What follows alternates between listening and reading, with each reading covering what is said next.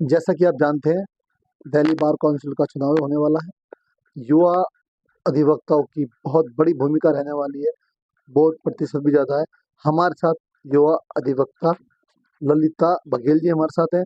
जानेंगे किस प्रकार चुनाव को देख रही हैं और क्या इनके विचार हैं चुनाव को लेकर। बहुत बहुत स्वागत मैम, मेरी दिल्ली मेरे सामने आपका। Thank you sir. क्या कहेंगे, चुनाव चरम सीमा पर है अपनी और कैंडिडेट बहुत सारे हैं, लोगों को समझ नहीं आ रहा है कि इस भीड़ में कैसे पहचाने अपना हितैषी कैंडिडेट।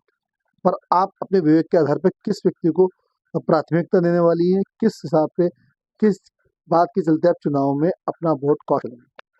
पहले तो बहुत बहुत धन्यवाद मुझे यहाँ पे बुलाने के लिए।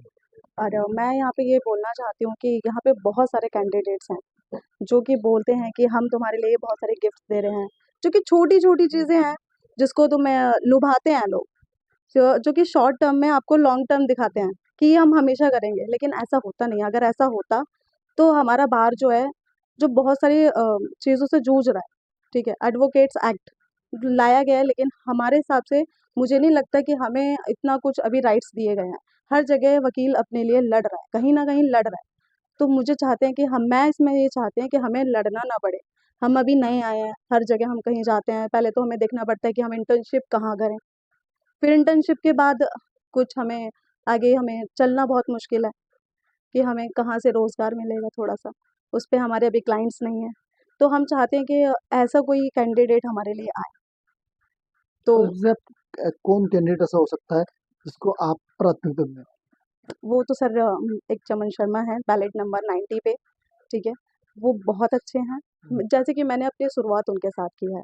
तो छोटी छोटी चीज़ें उन्होंने हमारी समस्याओं को सुना भी है। अगर मुझे रात को भी ज़रूरत है, मैंने कॉल लगाया कि सर मुझे यहाँ पे ज़रूरत है, मुझे ये समझ में नहीं आ रहा है, तो उन्होंने मुझे बताया है, बाकी हल किया है। और नहीं भी हुआ तो उन्होंने मुझे फिर पूछा, अगर मैंने मतलब पूछते हुए कि एक बार तो जज सीनियर ने बता दिया मुझे, अब की बार डांटे तो नहीं, उन्होंने ऐसा नहीं किया। उन्होंने मुझे बताया, मेरी प्रॉब्लम से मुझे सॉल्यूशन से बचाया।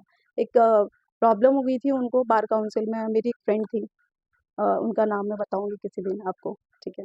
उनका एक केस हो गया था बार काउंसिल में, जिनके लिए सर को उन मेरी फ्रेंड से कोई लेना देना नहीं था। अगर उनका कंसर्न होता तो मेरे से, लेकिन वो ऐसे नहीं है। अगर आपको भी ज़रूरत है ना सर, आप कभी भी आएंगे तो वो आपकी भी हेल्प करेंगे। तो किस इस आधार पे आप उनको वोट कास्ट करेंगे?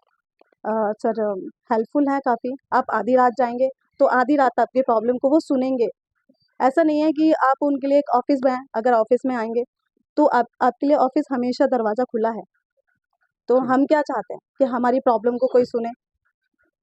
हम तो यही चाहते हैं कि हमारी प्रॉब्लम को कोई सुने और हमारे लिए कोई हमें राह दिखाए आगे के लिए।